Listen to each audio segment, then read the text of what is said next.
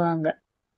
இந்த பேக் போன்ல போடுறதால ஸ்டிச் ஸ்டிஃபா இருக்கும். அதுக்காக தான் பேக் போன்ல ஸ்டிச் போட போறோம். இப்போ ஸ்டிச்ச நான் திருப்பியிருக்கேன். ஃபர்ஸ்ட் ஸ்டிச்ச விட்டுட்டு அடுத்த ஸ்டிச்ல இருந்து பேக் போன் ஸ்டிச் போடலாம். பேக் போன்ல சிங்கிள் க்ரோஷெட் ஸ்டிச் போடுறதுக்காக ஸ்டிச்சையும் திருப்பிட்டோம். இதுதான் ஃபர்ஸ்ட் பேக் போன்.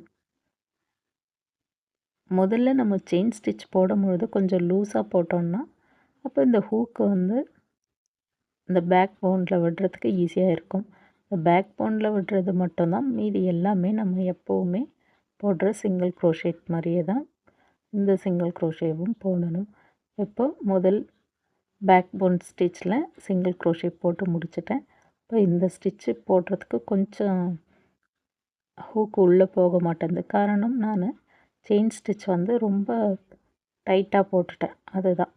லூஸாக இருந்துச்சுன்னா அந்த பேக் போனில் ஹூக் ஈஸியாக உள்ளே போயிடும். அதனால் செயின் ஸ்டிச் போடும்பொழுதே கொஞ்சம் லூஸாக போட்டோன்னா பேக் போனுக்கு ஈஸியாகவே இருக்கும் ஸ்டிச் போடுறதுக்கு. இப்போ 3வது ஸ்டிச்சு இன்னும் கொஞ்சம் டைட்டாக இருக்கிறது போல் இருக்குது. அதையும் நம்ம கொஞ்சம் லூஸாக போட்டு இருந்தோம்னா ஹூக் ஈஸியாக உள்ளே போயிருக்கும்.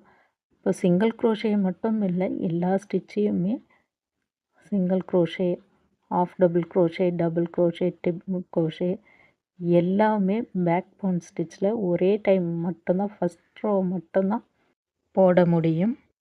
நான் சிங்கிள் க்ரோஷே